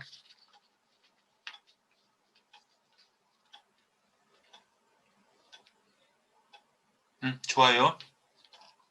자, 그럼 이렇게 한번 정리해 봅시다. 몇 차례 걸쳐 계속해서 제가 여러분들한테 아이디어를 주잖아. 그러면서 여러분들이 좀 더 프로젝트를 배움이 가득한 프로젝트가 될 수 있도록 해서 자, 적어도 구체적으로 만들어 주십시오. 구체적이어야 써먹지. 근데 아직도 중학교, 고등학교 뭐 이렇게 하는데 그건 난 조금 실망이야. 여러분들에게도 힘들겠지만은 써먹는다고 하는 것은 현장이 있어야 써먹는 거야. 대한민국 중학생들 아무나 부르면 다 갖게다 그렇게 하지 말고 뭐 표현의 차이일 수도 있지만 원일 중학교 실제 있는지 가공의 학교인지 모르지만 이런 것도 여러분들이 기획을 잡을 때 머릿속에서 집어넣고 3학년 2반 학생들을 대상으로 했고 이거는 정규 클래스 수업 특별한 것이 아니라 제가 마치 그 반에 한국사를 가르치는 원일중학교의 역사 선생님 듯이 그렇게 나를 설정해가지고 정기중 한국사 시간에 늘 만났던 학생들에게 정기 수업을 한다라고. 그래서 대상 정하고 이 프로젝트 강연을 어떤 이유, 어떤 목적으로 하는지에 대해서 한두 줄은 명쾌하게 하고 진행해도 괜찮겠습니다라는 얘기를 했었을 때 FM대로 도영이가 그걸 적용해가지고 이런 정보를 줌으로써 나와 여러분들이 이게 글 속에 들어가도 좋고 또 여기에 들어가도 좋고 제목 잡는 거 좋다고 했잖아. 이게 제목일 수도 있고 주제일 수도 있고 그렇지만 어쨌든 세 사람을 통해서 고구려에 대한 특별히 초기 고구려 시대 정치 체제를 사회 체제를 통치 체제를 완성해가는 그런 부분을 탐색해보자 얘들아. 재미있잖아. 필요하고 또 학교 공부에서 대단히 중요한 필요한 부분이고 그랬을 때 이런 주제를 이렇게도 타이틀을 붙여가지고 진행한다. 타이틀을 붙여보란 말이야. 제목을 만들어보란 말이야. 그것도 도영이는 굉장히 내가 여러분들에게 도움을 줄 수 있는 얘기에 대해서 FM대로 그런 것들을 최대한 잘 이렇게 기억하고 또 적용한 그런 사례의 발표문이다. 강의 아니다라고 얘기할 수 있겠고요. 그런 다음에 사실 굉장히 많은 양이 들어가 있어. 이 글 속에. 근데 쏙쏙 들어와. 이건 나도 이런 강의안을 짜기가 지금도 때로는 어려울 때가 있는데 굉장히 많은 정보가 들어와 있어. 그리고 2페이지, 3페이지에 이렇게 다 담을 수 있는가 싶은 얘기를 어떻게 턱턱턱턱 들어갔는데 더하지도 않고 덜하지도 않게. 자, 새로운 정권이 나왔을 때 민심을 받아야 되니까 민심 안정을 하기 위해서는 돈 깎아주는 거 이거 충분히 지금도 그렇고 옛날도 그렇고 마찬가지야. 이런 얘기를 갖다가 옆에서 대화하듯이 학생들한테 소위 말해서 구술체로다가 문장체가 아니라 구술체로다 딱 해가지고 그 국문과에 훈련이 있어서 그런지는 모르겠다마는 쑥쑥 들어오게끔 하고 그 다음에는 호족 문제, 뜨거운 감자, 호족은 그 다음에 경계 대상입니다라고 하는 어떤 이런 연구문적인 어떤 그런 글 딱딱한 글도 들 수 있는 뜨거운 감자야. 그러면서 결혼 정책을 얘기하고 또 이게 갑자기 이상해졌네. 다시 들어갈게요. 소리는 잘 들리죠?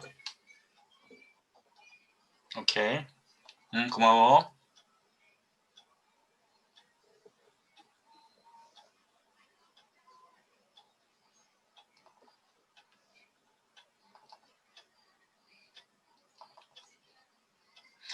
그러니까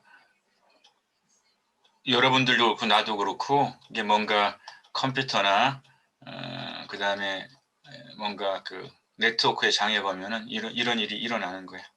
당황하지 말고 우리가 또 이렇게 처리하면 되는 거고.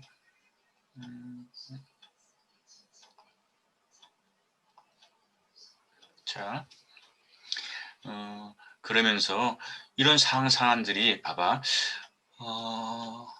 태조 왕건에 의해 가지고 고구려가 어떻게 성공적인 새로운 시대를 열어갔는가에 대한 얘기를 갖다가 참 간결하면서도 핵심 사항들을 자 세금 정책과 결혼 정책이라고 하는 거 그런 다음에 호족들을 왕족으로 만드는 이런 제도 그리고 이런 또 관리를 동원하고 그것을 기인제도라고, 소리가 올라오니 소리 누구 킨 사람 꺼주세요, 기인제도라고 하고, 그 다음에 고려라는 이름이 고구려 개성을, 이런 부분들이 굉장히 FM적이야.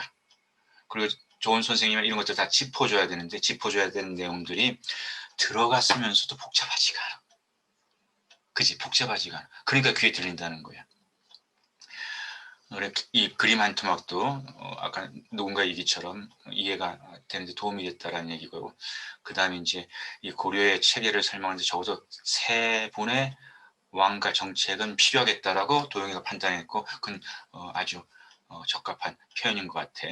그렇게 해가지고 이런 이제 얘기를 하고 나서 그 다음에 광종을 얘기하고, 자, 광종을 얘기하고 광종에 대한 얘기를 뚝뚝 하면서, 모든 우리 역사에서 우리가 뭐 과거제를 들어왔다, 노비 안건법이라고 해가 인권 정책이야, 그지?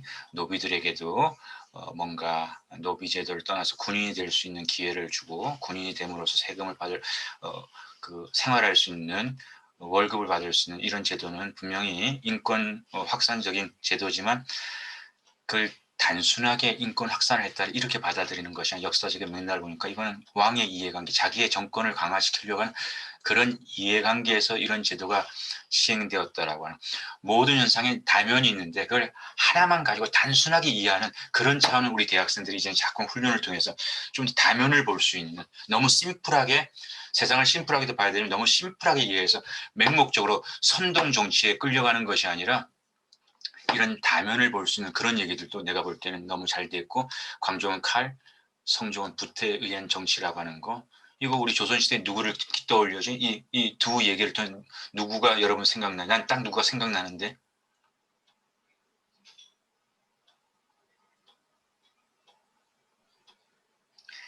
태종과 세종, 피를 너무나도 많이 흘렸던 태종 아버지와 너무나도 자애롭고 훌륭하고 조선의 르네상스를 일으켰다고 얘기할 수 있는 세종과 그와 같은 관계, 때로는 칼의 정치가 필요하고 붓의 정치가 필요하다는 것은 고려 시대만 있는 것이 아니라 조선 시대에도 또 세계 역사에서도 일어날 수 있는 일이라고 하는 그런 얘기들도 우리가 기억해 볼 수 있고, 또 이렇게 정말 이게 교실 상황에서는 늘 일어날 수 있는 이런 얘기들까지 사실적으로 잡아가지고 진행한 이 강의 내용이 또한 굉장히 FM스럽고, 또 도영이가 굉장히 진지하게 이 프로젝트를 잘 풀어냈다라고 얘기할 수 있겠어요. 근데 여기서 이제 내가 도영이 다시 돌아왔어요?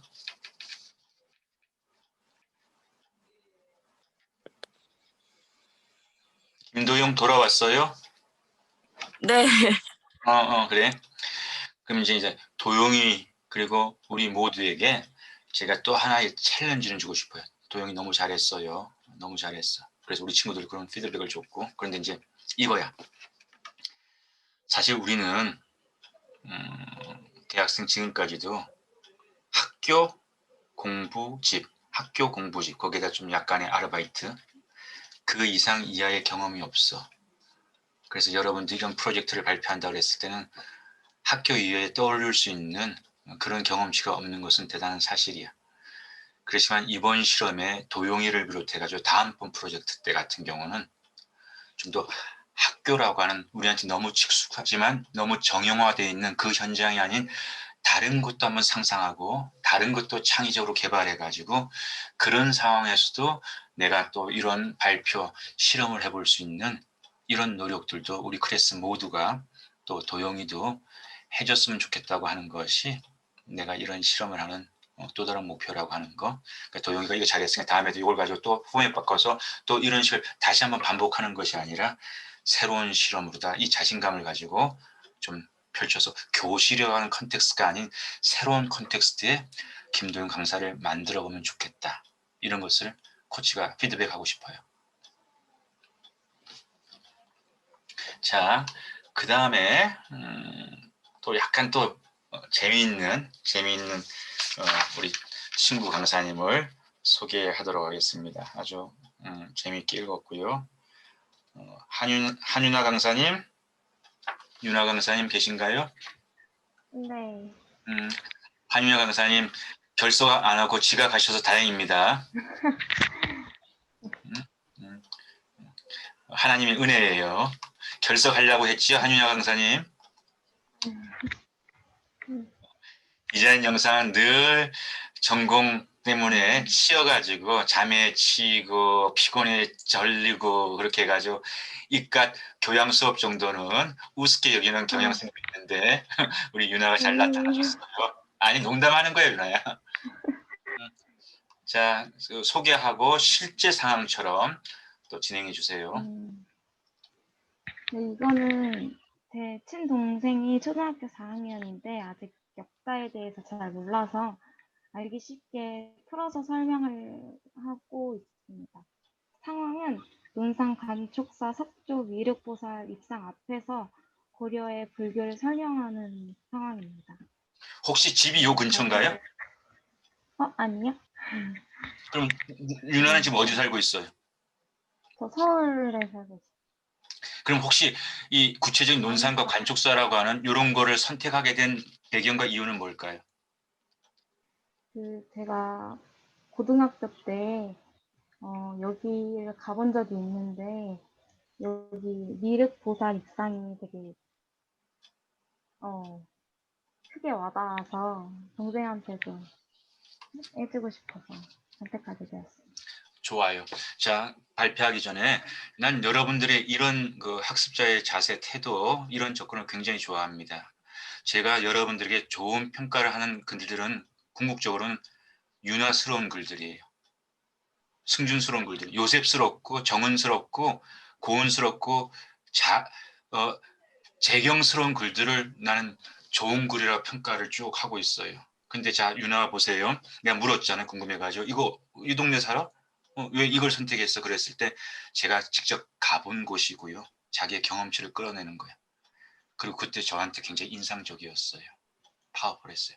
그러면 이 얘기는 내가 인상적이라면 이걸 잘 소개한다면 듣는 누군가도 인상적일 수 있거든. 그러니까 자꾸만 엉뚱한 데서 막연한 공중에 헤엄 잡는 그런 얘기가 아니라 여러분들의 경험과 여러분들의 관심과 여러분들의 어떤 이야기가 여러분들이 읽었던 자료와 이런 것들을 잘 비벼가지고 항상 이런 과제에 활용하는 거죠. 다시 얘기해서 이런 표현이니까 강점으로 강연을 준비하세요. 굳이 모르는 약점이 아니라 강점으로. 윤아의 저에게는 윤아가 이 글을 강점으로 준비했구나. 이런 설명도 가능할 수 있어요. 자, 또 계속하세요. 네, 발표하겠습니다. 가은아, 저 석불이 미륵보살 입상이야. 어때? 엄청 크지? 우리나라에서 제일 큰 석불이야. 와, 정말 크다. 근데 4등신이야. 맞아, 만화 같은 비례야. 그래서 서민들에게 친밀감을 줬어. 다른 불상보다는 정교하진 않지만 규모와 고려의 독자적인 양식으로 소속 신앙과 불교가 혼합된 석불이야. 2018년 4월 20일에 대한민국 국보로 승격했어. 석조 미륵보살 입상을 어떻게 만들었는지 알아? 여기 관촉사의 역사를 적은 사석비에서 봤는데 고려 관종 때 반여산에서 큰 돌을 발견해서 해명대사님이 석궁 증명이랑 공사를 시작해서 37년 동안 열심히 만들어 불상을 완성시켰지만 너무 커서 세우지도 못하고 눕혀 있었대. 그럼 여기서 문제. 어떻게 세웠을까요? 머리 부분을 줄로 당겨서 세우지 않았을까? 충분히 설득력 있어. 근데 다른 방법을 사용했어. 강가에 2명의 동자들이 휘장난하면서 노는 것을 보고 방법을 생각해낸 거지.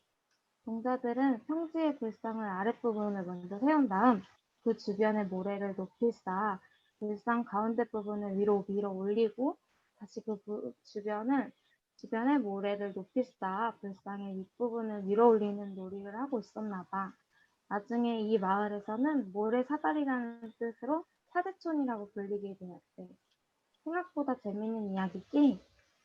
언니 저기 머리카락 보여? 구름 무늬 같아. 진짜 그러네. 그 위에는 감이 있네. 지금 우리한테는 안 보이지만 위에 2중으로 보관이 올려져 있어. 저간 모서리 부분마다 청동 방울이 달려져 있네. 가은이 고려시대 알지? 통일신라 고고력의 호적이었던 왕건이 세운 나라잖아. 불교는 고려의 국교야. 하지만 불교 이외에 다른 종교도 인정을 했어. 이때도 종교의 자유가 있었지. 고려 초기부터 국가의 지원을 받으며 발전하였어. 왕실과 귀족뿐만 아니라 백성들도 믿게 되었지. 지방 세력들은 마을 사람들의 마음을 모으고 영향력을 키우기 위해 석조 미륵보살 입상같이 큰 불상을 세우기도 했어. 고려시대의 승려는 지위가 높은 편이었어. 승가라고 승려 중에 학문과 덕이 높은 사람들을 뽑기 위해 시험을 만들었어. 여기서 합격한 승려는 특별하게 대우했지. 승가에 합격한 승려들만 승계를 받고 사찰의 주지를 맡을 수 있으며 승계에 따라 주지로 임명된 사찰의 규모에도 차이가 있었어. 의천, 진을, 해심 어디서 많이 들어본 이름이지? 고려 불교의 스님과 사상가야. 의천은 정말 유명하잖아. 문종의 아들이었는데 출가하여 송나라에서 불교를 닦고 돌아와. 유학을 갔다 온 거지. 당시 불교에 세속적이고 타락한 사상이 있었는데 바꾸고 교감겸수 사상을 주장하고 통태종을 일으켰어. 교감검수가 뭐야? 교감검수는 교와 선을 같이 닦아야 된다는 사상인데 교는 교종으로 가를 지켜 불교를 공부하는 것이고 선은 선종인데 대승불교의 한 분류로 중생을 구하자는 그런 뜻이야. 진울은 무신 집권 이후 활동했던 사람이야. 영리에 집착하던 타락한 불교계를 비판하였어. 영리란 하늘이 내린 목숨과 자연의 이치라는 뜻이야. 청종을 중심으로 교종을 포용하여 성종과 교종의 대립을 극복하기 위해 노력했어. 해심은 진울의 제자로 수산사의 제2대조야. 유불일치설이라고 유교와 불교의 일치를 주장했어. 그리고 정말 중요한 건 성리학 수용의 사상의 토대를 마련했대. 가은이 꿈이 의사지. 고려시대에서 의사가 되려면 국가에서 시험을 보는 방법 말고도 다른 방법이 있었어. 바로 도제식 교육이라고 일하면서 배우는 거야. 의술에 대한 교육이 활발했던 것이 바로 불교 사찰이었거든. 나는 사찰에서 원이라고 백성들을 도와주고 치료해주는 곳이 있었어. 원의 가장 중요한 기능은 숙박이었어. 가은이 지금은 공부 많이 해야 의사가 될 수 있어. 힘내. 알았어, 언니. 궁금한 게 있는데, 팔만대장경이 고려시대에 만들어진 거잖아. 왜 만들었어? 팔만대장경이 고려시대에 만들어진 거 알고 있었네. 왜 만들어진 게 된 거냐면, 몽골의 침입을 불교의 힘으로 막아내고자 강화도에서 16년 동안 만들어낸 대장경이야. 처음에 다른 대장경을 만들었는데 몽골의 침입 때 불타버린 거야. 그래서 강화도에서 새로 81,137매의 대장경을 만든 거지. 대단하지? 팔만 대장경은 불교의 자랑스러운 목판 인쇄술을 보여주는 대표적인 문화재이며 세계 기록유산이야. 현존하는 세계 대장경 중 가장 오래된 것일 뿐만이 아니라 체계와 내용도 가장 완벽한 것으로 평가되고 있어. 2007년도에 세계 기록유산으로 지정됐다. 팔만대장경을 만들 때까지의 과정은 매우 어려웠어. 나무의 뒤틀림을 막기 위해 많은 작업을 해야 했고 나무라서 훼손 없이 제대로 보관하기 힘들었어. 그래서 보관을 하기 위한 건물을 만들었지. 그곳이 합천 해인사 안에 있는 대장경의 판고야. 나중에 해인사도 같이 가보자. 좋아. 네, 됐습니다. 네, 수고하셨어요. 자, 우리 유나 발표에 대한 또 여러분들의 피드백, 프로페셔널한 이야기들 한번 나눠볼까요?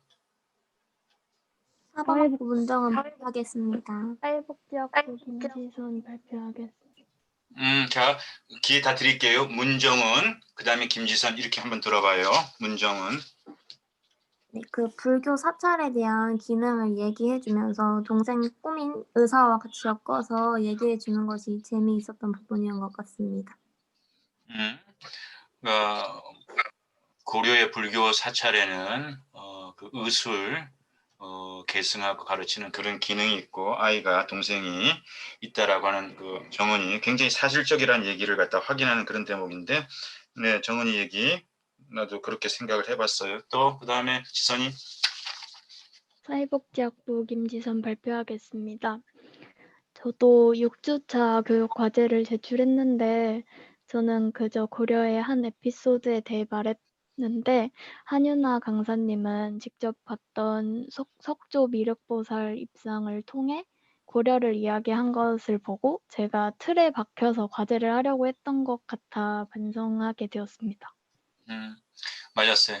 지선이가 수업에 임하는 자세만큼이나 성실함은 충분히 배워져 있었어요. 그렇지만 그 성실함을 보면서 우리 지선이가 틀에 박힌 정형화된 그걸 깨고 나올 수 있는 그런 도전이 우리 지선이에게 필요하겠다는 생각을 개인적으로 했는데 지선이 역시도 그것이 이제 앞으로 지선이가 더 자기의 지경을 넓히는 새로운 도전이 되는 게 맞는 것 같아요.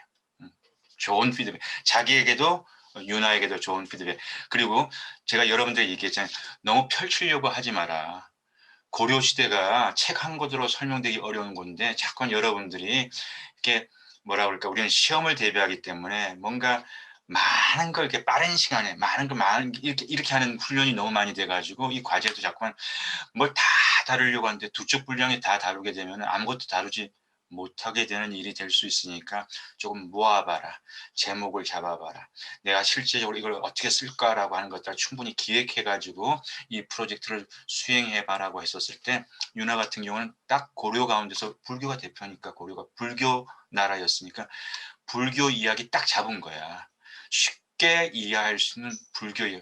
고려에 많은 억만금의 많은 주제가 있지만 불교를 딱 잡았고 자기가 다녀온 불교 요 이야기에서부터 해가지고 그 얘기에서 시작되다가 불교 사상과 다루면서 불교의 핵심적인 사상적 설명 좀 했다가 그 다음에 다시 팔만대장경이라는 또 다른 대표 선수에 대한 얘기를 하면서 해인사까지 다음번에 한번 놀러 가보자라고 하는 이런 구조적인 거는 굉장히 이 친구가 논리적이고 막 글을 써대지 않고 설계를 하고 글을 썼다라고 하는 거예요. 기획을 하고 글을 썼다는 거예요. 프로젝트를 하려면 그런 프로세스에 대한 그 준비가 사실 필요하거든요. 쓰는 것보다 생각하는 시간을 더 많이 쓰세요, 여러분들. 막 딥다 쓰는 것보다 생각하는 시간을 더 많이 쓰는 거 그런 것들이 유나의 장점이 맞는 것 같아요. 지선이 얘기처럼. 또 사회복지학부 김수빈 발표하겠습니다. 네. 상황과 목적이 명확하고 자세해서 그 상황을 상상하면서 들을 수 있었고 그래서 더 흥미롭게 느껴졌습니다. 그리고 일방적으로 설명만 하는 것이 아니라 초등학생과 상호작용을 하며 대화를 했고 그리고 눈높이에 맞춰서 설명했다는 부분이 제가 더 집중을 해서 들을 수 있었고 그래서 재밌었던 것 같습니다. 상황과 목적이 있었습니다. 내가 여러분들 계속 요구하는 바로 그 프로젝트의 성격이고요. 수빈이가 유나의 이 강사의 글에서 발표에서는 상황과 목적이 아주 잘 드러났습니다. 바로 그거예요. 그거가 이 발표의 강점, 상황과 목적이 뚜렷했더라. 그리고 거기에 어긋나지 않고 캐치프레이즈는 상황과 목적이 이렇습니다 하고 엉뚱한 글, 엉뚱한 방식이 나오는 것이 아니라 그 그대로가 흘러갔다라는 것이 수빈이 말처럼 장점이고요. 그 다음에 일방적이지 않고 초등생, 동생 그리고 이 글이 쌍방향에 주고받는 이런 어떤 형태의 포맷이었기 때문에 수빈이 같은 경우도 따라가기가 참 좋았습니다. 맞았어요. 따라가기가 좋은. 그런 일방적이면 요즘 세대는 일방적인 걸 별로 좋아하지 않아요. 쌍방향, 인터액션이 일어나기를 원하고 유나의 이 발표는 그런 인터액션을 충분히 담고 있었다고 하는 것이 수빈이가 생각하는 강점이었고 나도 그것이 이 글의 강점이라고 수빈이 생각처럼 동의를 합니다. 자, 또 누가 이걸 통해서 배웠고 또 질문할 수도 있어요. 사회복지학부 백성원 발표하겠습니다. 네. 발표를 진행할 때 동생과의 대화식으로 발표를 진행해서 좀 더 집중되고 이해하기 편했습니다. 그리고 동생이 질문을 하면서 그 질문 내용이 고려시대 역사에 대해 그 중요한 부분을 한 번 더 언급을 하면서 그 역사 부분에 대해 좀 더 자세히 알게 되었습니다. 맞았어요. 두 번째 성훈이가 얘기했던 것처럼 동생의 질문이라고 기술된 그 내용이 사실은 유나 강사 입장에서는 이 전체 논지에서 다시 한번 짚어주고 강조하기 위한 그런 내용을 동생의 질문이라고 하는 형태를 통해서 활용하는 거 너무 기발하고 좋았습니다라는 얘기. 이것도 아주 날카로운 분석이었습니다. 또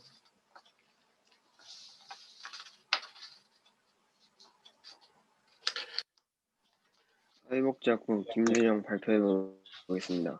네, 준영이 좋아요.